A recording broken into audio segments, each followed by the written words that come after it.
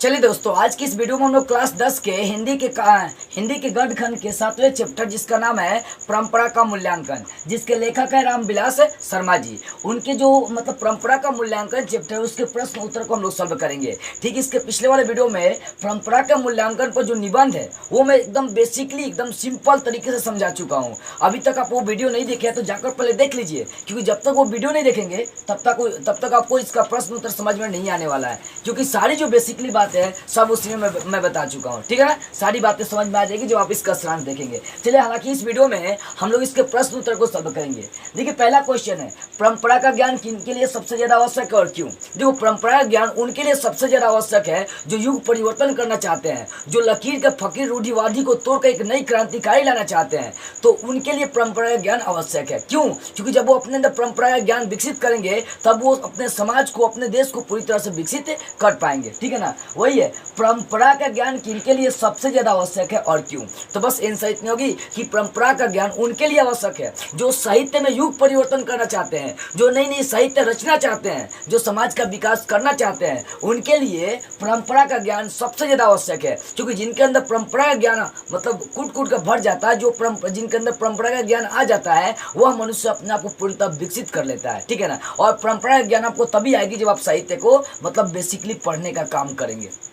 आगे देखो, परंपरा के मूल्यांकन में साहित्य के वर्गीय आधार का विवेक लेखक क्यों महत्वपूर्ण मानता है? देखो, कहते हैं कि जब भी परंपरा का मूल्यांकन करो तो साहित्य के वर्गीय आधार साहित्य के वर्गीय आधार का दो तरह का आधार लेकर चलेंगे, एक पूंजीपति वर्ग और दूसरा शोषक वर्ग। देखो, लेखक कहते हैं कि जब भी तुम साहित्य की रचना करने बैठो और उसमें परंपरा का मूल्यांकन करना हो तो शोषक वर्गों को दर्शाओ, जो पूंजीपति वर्ग उसको मत दर्शाओ, क्योंकि पूंजीपति वर्ग के लोग हमेशा शोषक वर्गों का शोषण करते हैं। शोषक वर्ग का गरीब लोगों का शोषण करते हैं। इसलिए जब भी तुम साहित्य की रचना करने बैठो, यानी परंपरा का मूल्यांकन में, साहित्य में परंपरा का मूल्यांकन करके यदि आप साहित्य की रचना करते हैं तो हमें शोषक वर्गों को दिखानी चाहिए, उसकी दशा का वर्णन करनी चाहिए कि कैसे पूंजीपति, धन संपत्ति वाले लोग गरीबों का क्या करते हैं, शोषण करते हैं। ठीक है ना, तो समझ में आ रही होगी बातें। परंपरा के मूल्यांकन में साहित्य का वर्गीय आधार का विवेक लेखक क्यों महत्वपूर्ण मानता है? लेखक यही कहते हैं कि जिस साहित्य में यदि शोषक वर्गों के शोषण को,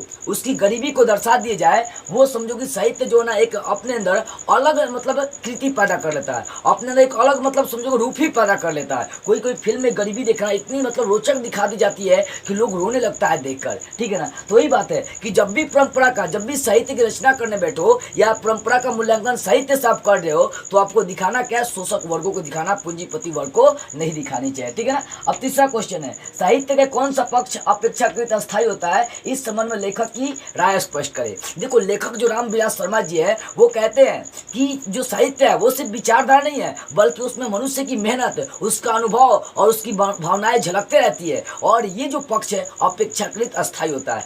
देखो, साहित्य में मनुष्य की अपनी भावनाएं हैं, मनुष्य का अपना अनुभव, एक्सपीरियंस प्रकट करी गई है, क्योंकि साहित्य को लिखने वाला कौन है? मनुष्य ही है। साहित्य का होता है एक ऐसा ज्ञान जो कभी खत्म ही नहीं होगा, उसको पढ़ लेने के बाद मनुष्य पूर्णतः अपने आप को विकसित कर लेता है। साहित्य क्या, सारी बातें आपको बता दी गई है।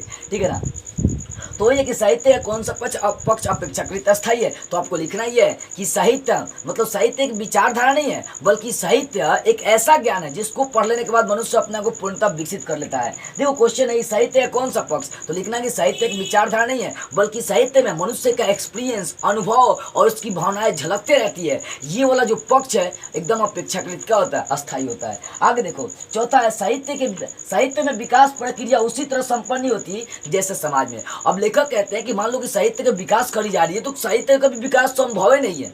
साहित्य का विकास संभव उस तरह नहीं है जिस तरह समाज का विकास संभव नहीं है। देखो, समाज का कभी विकास संभव नहीं है, कितना भी विकास करते रहेंगे उसमें खाली पड़ा ही रहेगा। जैसे मनुष्य अपनी इच्छाओं का कितना ही पूर्ति क्यों नहीं करता रहा, आज गाड़ी है, साइकिल है, तो इच्छाएं मनुष्य के बढ़ते चली जाती है, कभी पूर्ण होने वाला नहीं है। उसी प्रकार साहित्य का विकास कभी पूरा नहीं होगा जिस तरह समाज का विकास कभी पूरा नहीं होता। ठीक है, आगे 5 नंबर, लेखक मानव चेतना को आर्थिकों से प्रभावित मानते हुए भी उसकी सापेक्ष स्वाधीनता किन दृष्टांतों में प्रमाणित करता है। कहने का मतलब है, लेखक बोलता है कि मनुष्य यदि किसी से प्रभावित है तो भी जो है ना वो अपने आप को विकसित कर सकता है। जैसे इसमें लेखक बताते हैं कि ये जो अमेरिका और जो एथेंस है, ये क्या मतलब प्रभावित थे, किसी का गुलाम थे, किसी देश का गुलाम थे। तो एथेंस क्या बोलता है, मैं गुलाम हूँ तो भी मैं इनसे स्वाधीनता प्राप्त करके रहूंगा, इंडिपेंडेंस प्राप्त करके रहूंगा। अमेरिका बोल क्या रहा है कि मैं गुलाम हूँ, मैं कुछ नहीं कर सकता, मुझसे कुछ नहीं होने वाला। तो एथेंस जो था ना अपने प्रभाव से पूरा यूरोप को प्रभावित किया, मतलब वो अपनी वो स्वतंत्रता के लिए लड़ते रहा। तो वही लेखक कहते हैं कि मनुष्य यदि किसी से प्रभावित है या किसी के दबाव में है तो भी वो अपनी स्वतंत्रता के लिए संग्राम कर सकता है। जैसे भारत अंग्रेजों का गुलाम था, लेकिन फिर भी वो क्या अपनी संघर्षों को मतलब जारी रखा, यानी अपने संघर्ष को, अपनी प्रयास को जारी रखा ताकि मैं अपने देश को आजाद कर सकूं। यानी लेखक वही बातें बताते हैं कि यदि मनुष्य किसी का गुलाम है तो भी वह स्वाधीनता प्राप्त करने के लिए, इंडिपेंडेंस को हासिल करने के लिए, आजादी को हासिल करने के लिए संघर्ष करनी चाहिए। इससे मतलब चैप्टर में वो एग्जाम्पल जो दिए हैं वो है अमेरिका और एथेंस का, कि अमेरिका और एथेंस दोनों गुलाम थे, लेकिन एथेंस ने अपने मतलब प्रभाव से सबको प्रभावित किया और अपने आप को इंडिपेंडेंस बना दिया, अपने आप को आजाद बना दिया। लेकिन अमेरिका रोते रह गए कि नहीं हम गुलाम है, कुछ नहीं कर सकते, नहीं हम गुलाम है। रोने वाले कुछ नहीं करते हैं, हर विगत परिस्थिति में मनुष्य कुछ ना कुछ कर सकता है। ठीक है, वही बात है कि लेखक मानव चेतना को आर्थिकों से प्रभावित मानते हुए भी, मतलब किसी से प्रभावित मानते हुए भी उसके सापेक्ष स्वाधीनता किन दृष्टांतों में प्रमाणित करता है। मतलब यदि वो किसी से प्रभावित है फिर भी वो अपने स्वाधीनता को प्राप्त करता है, ऐसे कुछ एग्जाम्पल लेना है। तो लिखिएगा आंसर यहाँ पर कि लेखक कहते हैं कि यदि मानव चेतना या मनुष्य किसी से प्रभावित है, किसी का गुलाम है, किसी का दास है, तो भी वह स्वाधीनता को प्राप्त कर सकता है। जैसे अमेरिका और एथेंस दोनों गुलाम थे, लेकिन एथेंस ने अपने प्रभाव से सारे यूरोप को प्रभावित कर दिया। इस तरह से साबित होता है कि मनुष्य किसी का गुलाम रहकर भी अपने देश को आजाद करा सकता है। आगे क्वेश्चन देखिए 6 नंबर, साहित्य के निर्माण में प्रतिभा की भूमिका स्वीकार करते हुए किन खतरों से आगाह लेखक करता है।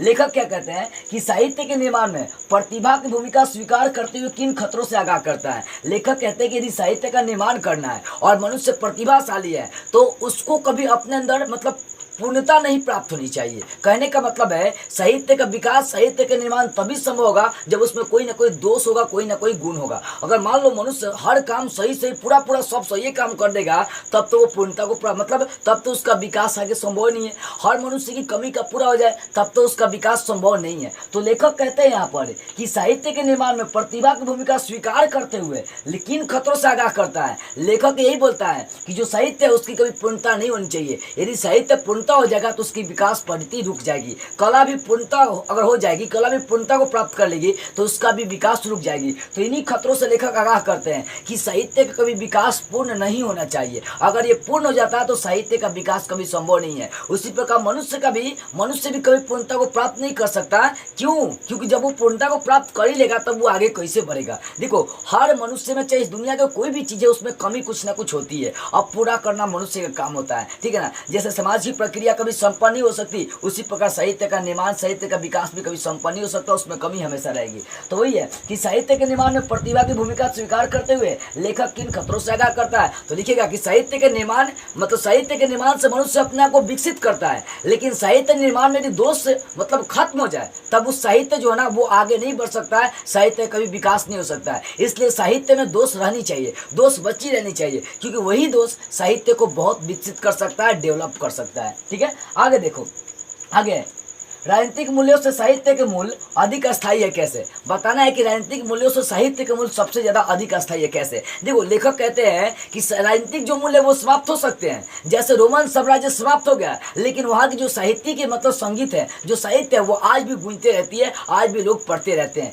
इससे साबित ये होता है कि जो राजनीतिक मूल्य वो तो समाप्त हो सकते हैं, लेकिन जो साहित्य के मूल्य वो कभी समाप्त नहीं हो सकते हैं। देखो राजनीतिक मूल्य का मतलब मान लो कि कोई राजनीतिक कानून लगा दिया गया, जैसे लॉकडाउन की स्थिति चल रही थी तो यहाँ पर तरह तरह के नियम लगाए जा रहे थे, ये करना वो करना है। अब क्या होगा, वो तो मूल्य खत्म हो गया लॉकडाउन हटने के बाद। तो वही है, राजनीतिक मूल्य क्लियर हो सकता है, समाप्त हो सकता है, साफ हो सकता है, लेकिन जो साहित्य वो कभी समाप्त नहीं हो सकता है। इसी कारण से बोलते हैं कि राजनीतिक मूल्य से साहित्य के मूल्य अधिक अस्थायी होते हैं। आगे देखो 8 नंबर क्वेश्चन, जातीय अस्मिता का लेखक किस प्रसंग में उल्लेख करते हैं, उसका क्या महत्व है। लेखक कहते हैं कि भारत एक ऐसा देश है जहाँ पर अनेक जाति के लोग निवास करते हैं और मतलब मुसीबत आने पर वो सब क्या करते हैं, एक साथ मिल जाते हैं। वही बोल रहे कि जातीय असमिता का लेखक किस प्रसंग में उल्लेख करता है और उसका क्या क्या मतलब योगदान है। तो लेखक कहते हैं कि साहित्य के यदि विकास करना चाहते हैं मनुष्य, तो वो उसमें हर जाति के लोग को आना पड़ेगा, अपना अपना ज्ञान उसमें देना पड़ेगा, ताकि पूरा विश्व इसको पढ़कर अपने आप को विकसित कर सके। देखो साहित्य ही एक ऐसा ज्ञान भंडार है जिसको पढ़ने के बाद मनुष्य अपने आप को पूर्णतः डेवलप कर सकता है,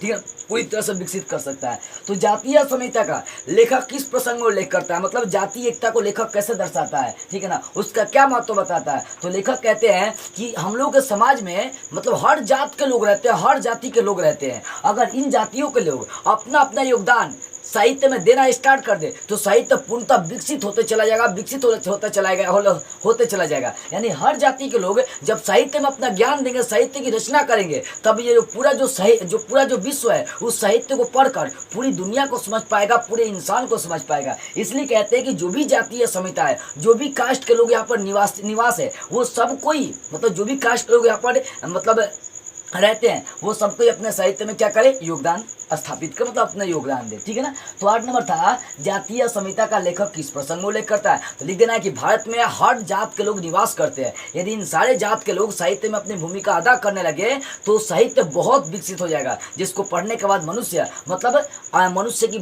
मनुष्य एक दूसरे की भावना को समझ पाएगा, ठीक है ना। तो जाति के मतलब आधार पर लेखक बोलते हैं कि भारत में बहुत तरह के जाति मतलब मौजूद है, भारत में हर तरह के जात रहते हैं। तो इन सारे कास्ट के लोग जो है ना साहित्य में आए और अपनी भूमिका अदा करे और साहित्य को पूर्णतः विकसित करे। 9 नंबर क्वेश्चन है, जातीय और राष्ट्रीय समिताओं के स्वरूप में अंतर करते हुए लेखक दोनों में क्या समानता बताता है। लेखक कहता है कि अपने जो भारत राष्ट्र है इसमें तरह तरह की मतलब जात क्या है, मतलब मौजूद है, यानी बहुजातीय है। बहुजातीय में बहुत सारे कास्ट है, बहुत तरह के जात है। भारत एक ऐसे देश है जहाँ पर बहुजातीय राष्ट्रीय व्यवस्था है, मतलब हर तरह का जात है और हर तरह का धर्म वहाँ पर मौजूद है, और उन सभी के लिए मतलब उनके धर्मों के अनुसार अधिकार दे दिया गया है, ठीक है ना। लेकिन एक समानता पाई जाती है कि जब कोनो संकट आता है, अपने देश पर मुसीबत आता है, तभी हर जात के लोग, हर कास्ट के लोग मिलकर उसका सामना करते हैं और उस समस्या को दूर करते हैं। उस समय उनमें कोई भेदभाव नहीं रहता है। लेकिन ठीक है ना, लेकिन बहुजातीय मतलब बहुजातीय जो अलग अलग कास्ट है उनके लिए सब अलग अलग धर्म है, और सरकार जो है हम लोग जो भारत देश है उन सभी के लिए उनके अधिकारों को दे दी गई है, चाहे वो हिंदू हो, चाहे मुसलमान हो, फलाना ठिकाना, चाहे जो भी हो, उन सभी को उनके धर्म के अनुसार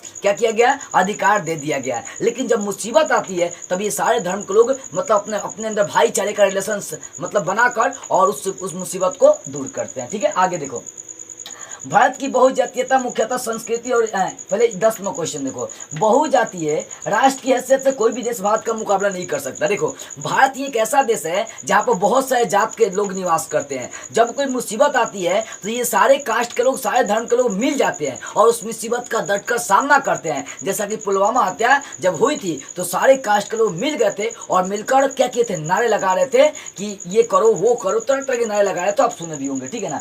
तो बहुजातीय राष्ट्र की हैसियत से कोई भी देश भारत का मुकाबला इसलिए नहीं कर सकता क्योंकि भारत ही एक ऐसा देश है जहां पर हर धर्म के लोग, हर कास्ट के लोग, हर जात के लोग निवास करते हैं। और जब इस देश पर कोई मुसीबत आती है तो सारे धर्म के लोग मिलकर उसका डटकर सामना करते हैं, जिससे क्या होता है कि लोगों के अंदर एकता आ जाती है। मान लीजिए कि हर धर्म का अलग अलग लोग है और जब वो मिल जाएंगे तो मजबूत नहीं हो जाएंगे। अब कौन सा देश उससे मुकाबला करने आएगा। एक अंगुली है, देख सकते हैं, जब ये मिलता है तो मुट्ठा बनता है, ये किसी को मारकर तोड़ ही सकता है, आपके नाक को मार जाता नाक फोड़ देगा। तो कहने का मतलब है कि एक लकड़ी को तोड़ना आसान है, वही 4 लकड़ी के गुट्टे बांध दिए तो उसको तोड़ना आसान नहीं है। वही है, अगर सिर्फ हिंदू अपने देश के खिलाफ लड़े, मुस्लिम है, सिख, ईसाई ये सब नहीं करे तो कभी भी मतलब जो कभी भी भारत गुलाम हो सकता है। वही कहने का मतलब यदि बहुजाति की बात करी जाए तो कोई भी देश भारत का मुकाबला नहीं कर सकता। इसलिए नहीं कर सकता है क्योंकि भारत में हर जात के लोग मौजूद है, और जब कौन मुसीबत आता है तो हर धर्म का लोग अपनी धर्म को, अपनी भेदभाव को भूलकर उस समस्या का डट कर सामना करते हैं। इससे साबित होता है कि कोई भी देश भारत का मुकाबला नहीं कर सकता। अब 11 नंबर है, भारत की जो बहुजातीयता है वो संस्कृति और इतिहास की देन है। कैसे, देखो भारत में जो बहुत तरह के कास्ट के लोग मौजूद हैं, भारत में हर धर्म के लोग मौजूद है, ये जो है ना राजनीति का देन नहीं है, चाहे एक दूसरे के ऊपर गुलाम बना के यहाँ के लोग नहीं रहते हैं, बल्कि ये जो हमारे इतिहास और संस्कृति की देन है, मतलब हमारे पूर्वज का ही देन है। ये जो मतलब बहुजातीयता है, चाहे हिंदू, चाहे मुस्लिम, चाहे सिख, चाहे ईसाई, चाहे धर्म, चाहे जो भी है, जो भी धर्म के लोग हमारे देश में मौजूद है, ये संस्कृति मतलब ये इतिहास की देन है, संस्कृति की देन है, ये पूर्वज से ही हमारे देश में चले आ रहे हैं, तो इनको अधिकार देना जरूरी है। हमारे देश में हर जात के लोग, हर कास्ट के लोग शासक बने हैं, राजा बने हैं, ठीक है ना। यहाँ पर हर कास्ट के लोगों को हर तरह का अधिकार मिला है पूरी तरह से, वो मुस्लिम हो चाहे कोई भी मतलब धर्म के लोग हो, उनको उनके धर्म के अनुसार उनको जो है ना अधिकार प्राप्त है, उनके अधिकार को छीना नहीं गया है। लेकिन किसी और देश में जाएंगे तो उनको उनके धर्म के अनुसार उनके अधिकार को छीन लिया गया है, ठीक है। तो वही है, भारत की जो बहुजातीयता है इतिहास और संस्कृति की देन है। कैसे, तो लिखना यही है कि जो भारत में बहुत तरह के जो लोग रहते हैं वो पुराने समय से ही रहते आ रहे हैं।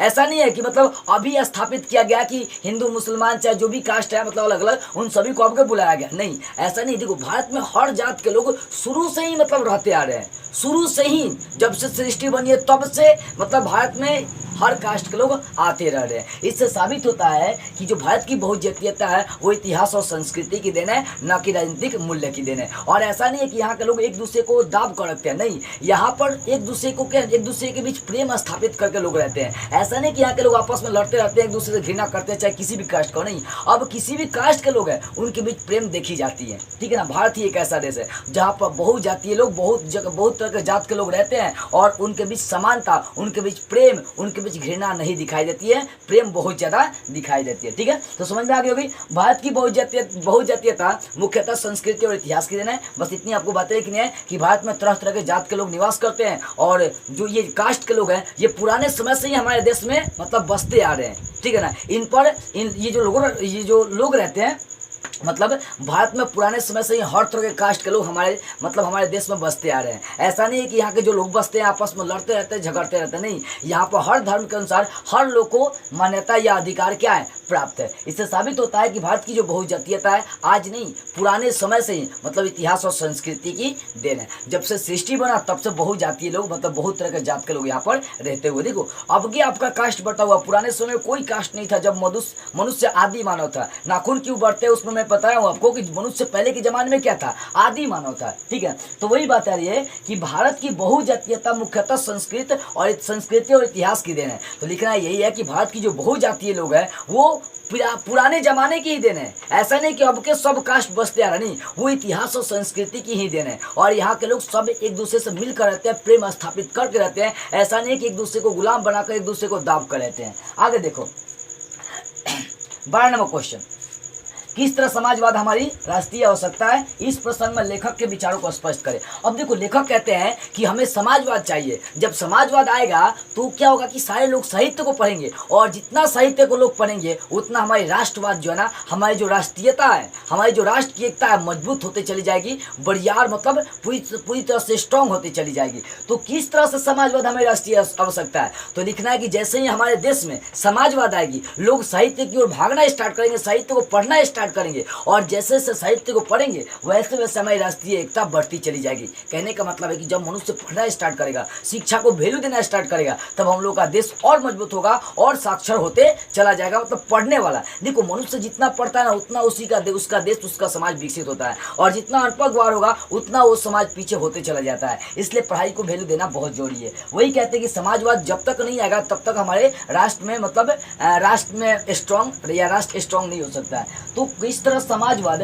हमारी राष्ट्रीय हो सकता है। तो बस आपको इतनी बातें लिखनी है कि जैसे ही समाजवाद आएगा कि लोग क्या करेंगे, साहित्य की ओर भागना स्टार्ट करेंगे, साहित्य को पढ़ना स्टार्ट करेंगे और जैसे ही मनुष्य साहित्य को पढ़ना स्टार्ट करेगा तब वो अपने आप को स्ट्रांग समझेगा, अपने आप को उस साहित्य के आईने में झांक पाएगा और अपने राष्ट्र को पूरी तरह से विकसित कर पाएगा। अब देखो यहाँ पर क्वेश्चन नंबर 13 नंबर देखिए, निबंध का सत्यापन करते हुए लेखक कैसा स्वप्न देखता है, उसे साकार करने में परंपरा की क्या भूमिका हो सकती है। अब देखो जब निबंध समाप्त होता है तो उस समय लेखक स्वप्न देखता है। लेखक स्वप्न देखता है कि जैसे ही समाजवाद आएगा लोग साहित्य की ओर भागेंगे, साहित्य को पढ़ेंगे और पूरी तरह से साक्षर बन जाएंगे, ठीक है ना। ये स्वप्न देखते हैं कि समाजवाद जब तक नहीं आएगा तब तक मनुष्य साक्षर नहीं होगा, साहित्य की ओर नहीं भागेगा। तो लेखक का सपना ये है कि समाज में जल्द से जल्द समाजवाद आए, मतलब हम लोग के समाज में, हम लोग के राष्ट्र में समाजवाद आए। जैसे ही समाजवाद आएगा लोग साहित्य को पढ़ेंगे, साहित्य को पढ़ेंगे तो हम लोग के समाज का पूरी तरह तरह से मतलब विकास हो पाएगा। अब देखो 14 नंबर क्वेश्चन, साहित्य सापेक्ष रूप से स्वाधीन होता है, इस मत को प्रमाणित करने के लिए लेखक ने कौन से तर्क और प्रमाण उपस्थित किए। देखो साहित्य जो होता है ना सापेक्ष रूप से वो स्वाधीन होता है, किसी का गुलाम नहीं होता है, ठीक है ना। मतलब साहित्य किसी का गुलाम नहीं होता है, कभी गुलाम हो ही नहीं सकता, क्योंकि वो पुस्तक है। मनुष्य को आप गुलाम बना सकते हैं, मनुष्य को मतलब मार सकते हैं, पीट सकते हैं, मनुष्य सब चीज खो सकता है लेकिन अपने वो ज्ञान को नहीं खो सकता है। देखो पूरी दुनिया का लोग तुमको तुम्हारा साथ छोड़ सकता है लेकिन तुम्हारा ज्ञान कभी साथ नहीं छोड़ेगा। वही है कि साहित्य सापेक्ष रूप से स्वाधीन होता है, मतलब स्वतंत्र होता है, किसी का गुलाम नहीं होता है। ऐसा कुछ प्रमाण आपको उपस्थित करना है। तो लेखक बताते हैं कि अमेरिका और एथेंस गुलाम है, लेकिन एथेंस ने साहित्य को पढ़कर पूरे यूरोप को प्रभावित कर दिया। इससे साबित होता है कि साहित्य जो होता है सापेक्ष रूप से क्या स्वाधीन है, वो किसी का गुलाम नहीं है। अब देखो अंतिम क्वेश्चन 15 नंबर आपको व्याख्या करना। 15 नंबर क्वेश्चन कि विभाजित बंगाल से विभाजित पंजाब की तुलना कीजिए, तो ज्ञात हो जाएगा कि साहित्य के परंपरा का ज्ञान कहाँ ज्यादा है और कहाँ कम है, और इस न्यूनाधिक ज्ञान के सामाजिक परिणाम क्या होते हैं। देखो लेखक कहते हैं कि जो विभाजित बंगाल है और विभाजित पंजाब है, इन दोनों की आपको तुलना करना है और बताना है कि कहाँ परंपरा का ज्ञान कम है, कहाँ परंपरा का ज्ञान ज़्यादा है, और इससे समाज को क्या लाभ हो सकता है, क्या फर्क पड़ेगा। तो देखो जब बंगाल का विभाजन हुआ तो वहाँ की राष्ट्रीय एकता बनी रही, लोगों की जो परंपराएं रही वो बनी रही, लेकिन जब पंजाब का विभाजन हुआ तो वहाँ की एकताएं, वहाँ की परंपराएं टूट के बिखर गई, लोग एक दूसरे से घृणा करना स्टार्ट कर दिए। इससे साबित होता है कि जो बंगाल है वहाँ की परंपरा क्या है, बहुत ज़्यादा मजबूत रही, ठीक है ना। वहाँ परंपरा बहुत ज़्यादा रही, अब बंगाल में परंपरा का वैल्यू, परंपरा का मूल्यांकन बहुत कम रहा। इससे साबित यही होता है कि देखो जब लोग मिल जाते हैं, जब लोग की परंपरा कायम रहती है, ठीक है ना, तब वो देश, वो राष्ट्र मजबूत रहता है। लेकिन जैसे वो अपने आप को टूटा सा महसूस करेगा, वो राष्ट्र कमजोर हो जाता है। जैसे मान लो कि हम लोग भारत में अनेक कास्ट के लोग निवास करते हैं, अगर सोचो सब अपने अपने धर्म के, मतलब जब कोई मुसीबत आएगा एक दूसरे से घृणा करना स्टार्ट कर देंगे, उस मुसीबत से नहीं लड़ेंगे,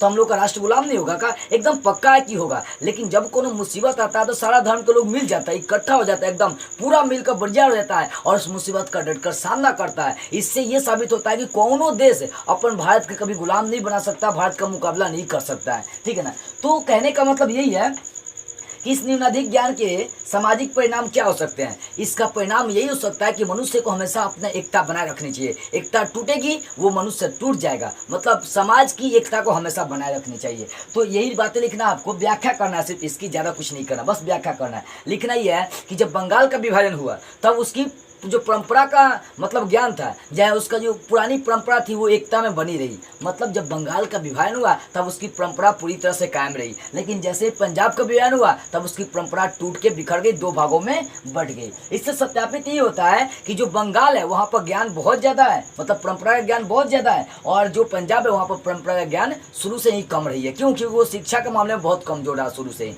देखो जब अंग्रेज का जमाना था तो पंजाब के कॉलेज में मतलब हस्ताक्षर करवाए जाते थे कि तुमको राजनीति में भाग नहीं लेना है। इसी कारण से जो पंजाब रहा ना, मतलब राजनीति दुनिया बहुत ज़्यादा कमजोर रहा, पिछड़ा रहा, ठीक है।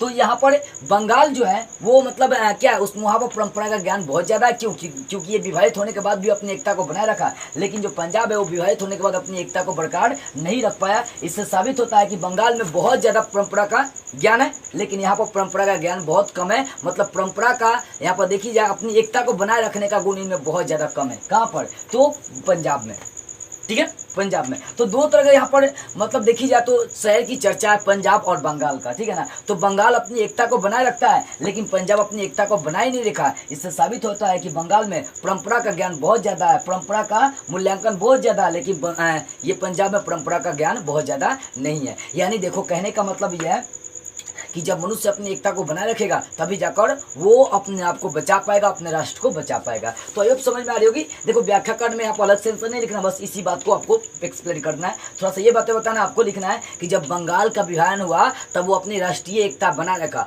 अपने लोगों की एकता, अपनी परंपरा को बनाए रखा, लेकिन जैसे पंजाब का विभाजन हुआ तब वो अपनी एकता को खो बैठा, अपनी एकता को बनाए नहीं रख पाया। इससे साबित होता है कि पंजाब में सबसे ज़्यादा परंपरा है, परंपरा का ज्ञान है, और यहाँ पर परंपरा का ज्ञान ज़्यादा नहीं है। इन सभी के लिए साहित्य का ज्ञान बहुत जरूरी है, पंजाब वालों के लिए साहित्य का ज्ञान बहुत जरूरी है। तो इस तरह से 15 क्वेश्चन आपका क्या होगा, पूरी तरह से क्लियर हो गया। आई होप ये बातें आपको पूरी तरह से समझ में आ गई होगी। तो बस आज की इस वीडियो में इतना ही। अगले वीडियो में हम लोग अगले चैप्टर को स्टार्ट करते हुए फिर मिलेंगे।